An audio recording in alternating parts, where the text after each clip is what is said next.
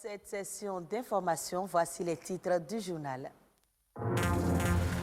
Les zones humides sont vitales pour la survie de l'humanité. Elles sont parmi les milieux les plus productifs de la planète. Elles constituent un réservoir d'eau douce.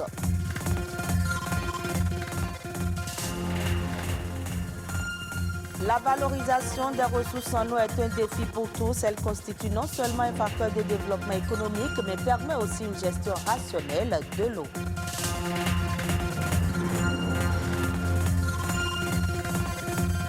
Et puis, les jeux vidéo ont la réputation d'être violents et débilitants. Pourtant, de récentes études montrent qu'ils améliorent les capacités cognitives différentes selon le type de jeu.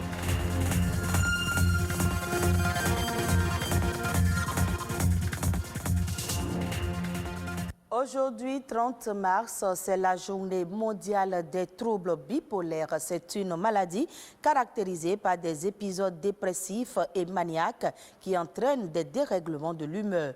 Les causes sont jusqu'à ce jour inconnues, mais les enjeux de cette journée mondiale sont immenses.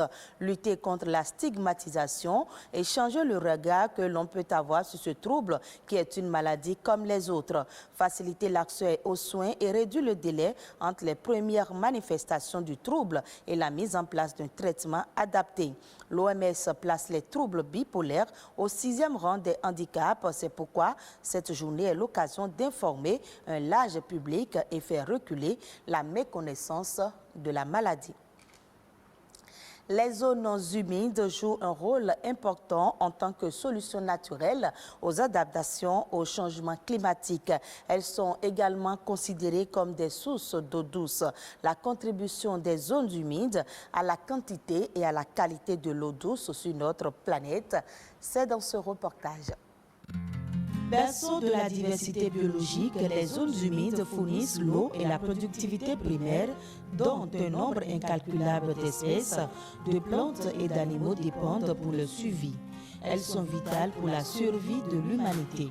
Si vous prenez exclusivement l'activité pêche au niveau des zones humides, ça fait qu'il y a des gens qui ont des activités, il y a des gens qui ont de la nourriture et il y a des gens qui ont des moyens pour subvenir à leurs besoins. Si vous prenez le cas de la mangrove, c'est seulement au niveau des zones humides que vous les avez. Lorsque vous prenez les tifas, c'est seulement au niveau... Et même, il y a des forêts qui sont des forêts galériques qui sont dans les zones humides.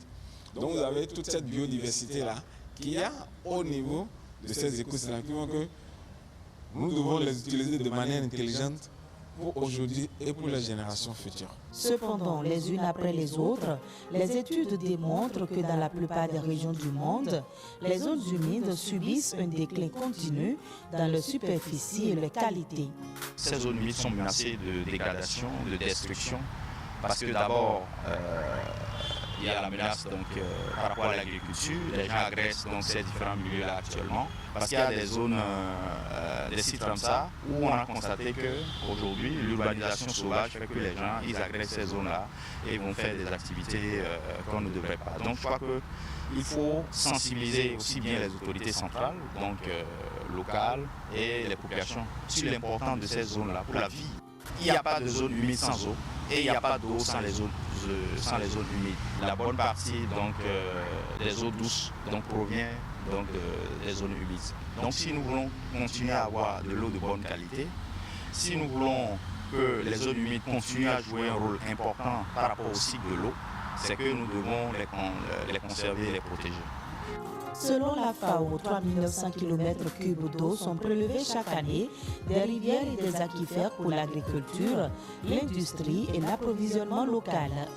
La préservation et l'utilisation durable des zones humides sont de véritables solutions fondées sur la nature et doivent être une priorité pour garantir le maintien des services rendus par cette dernière à l'humanité.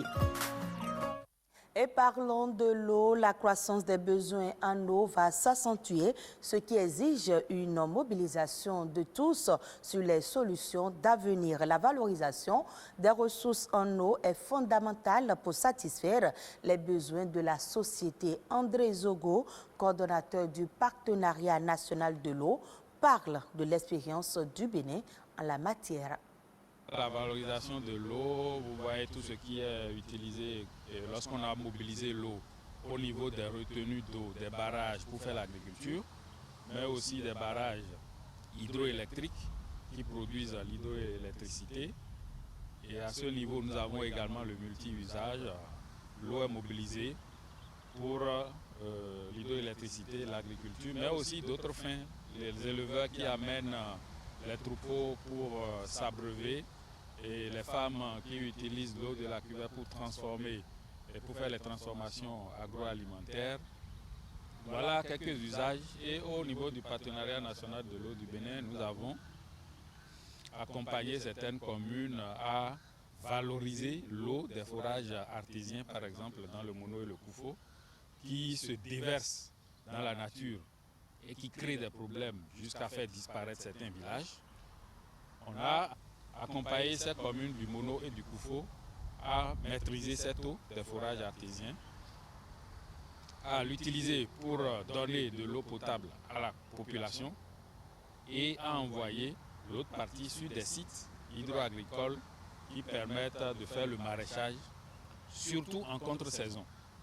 En contre-saison où il ne pleut pas, mais où les problèmes de sécurité alimentaire se posent. Aujourd'hui, nous avons une tendance vers la valeur financière de l'eau.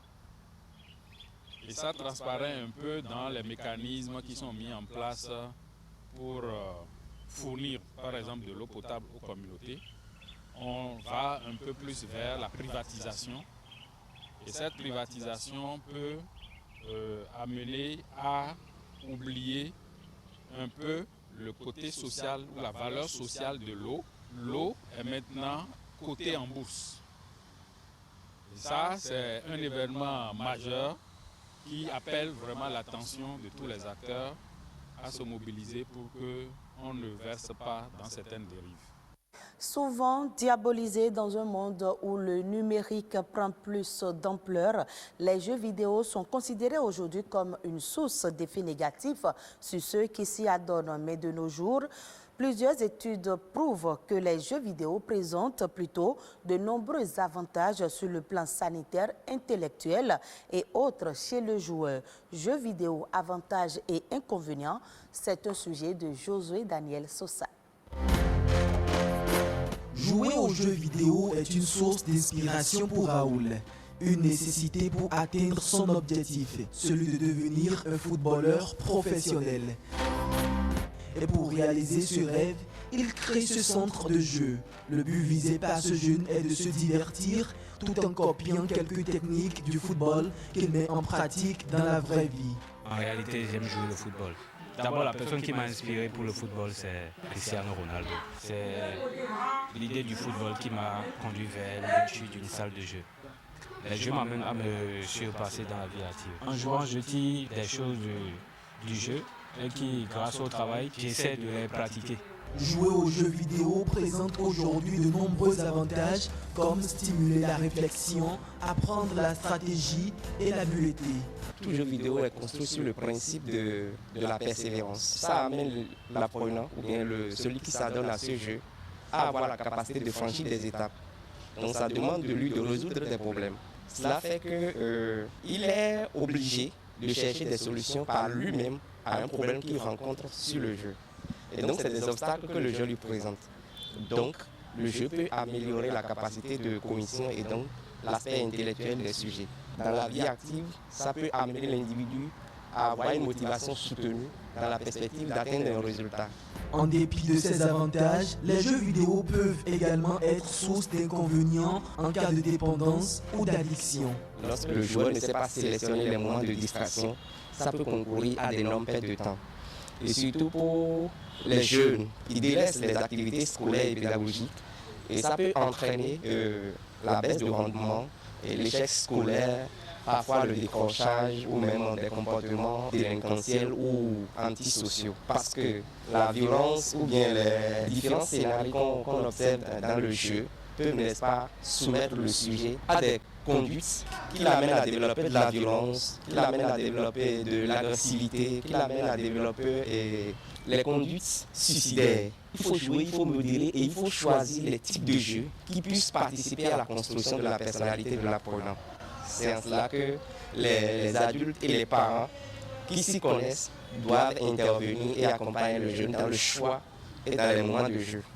S'il est vrai que la pratique des jeux vidéo est saine et ludique pour 95% des joueurs, il est essentiel de faire attention à ces risques sur la santé du joueur.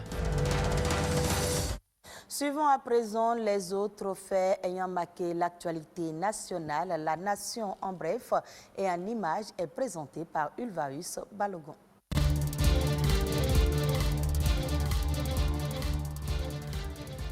Les jeunes de 15 à 35 ans qui désirent lancer leur activité génératrice de revenus pourront désormais bénéficier d'un financement non remboursable de 200 000 francs CFA par personne grâce au projet d'inclusion économique et sociale des jeunes Prodige. C'est une information de Urbain Amegbedi, directeur général de l'Agence nationale pour l'emploi ANPE. Selon lui, le projet qui sera lancé dans quelques jours prend en compte le volet financement de plus de 40 000 jeunes, dont 20 000 filles. Le projet d'inclusion économique et sociale des jeunes est financé à plus de 33 milliards de francs CFA grâce à un accord signé entre l'Association internationale de développement et le gouvernement du Bénin. La campagne de vaccination contre la Covid-19 démarre ce lundi 29 mars 2021 au Bénin. Selon le ministre de la Santé Benjamin Mbati, 78 sites de vaccination ont été retenus et seront ouverts dans 4 départements, dont le littoral, l'Atlantique, l'Ouémé et le Borgou, lesquels départements concentrent à eux seuls plus de 95% des cas enregistrés. Cette première phase de la vaccination concerne surtout les cibles résidant dans ces 4 départements et répondant aux critères retenus tels que être un agent de santé, avoir une maladie comme l'hypertension artérielle, l'asthme, le diabète, la drépanocytose ou l'obésité et enfin être âgé de plus de 60 ans.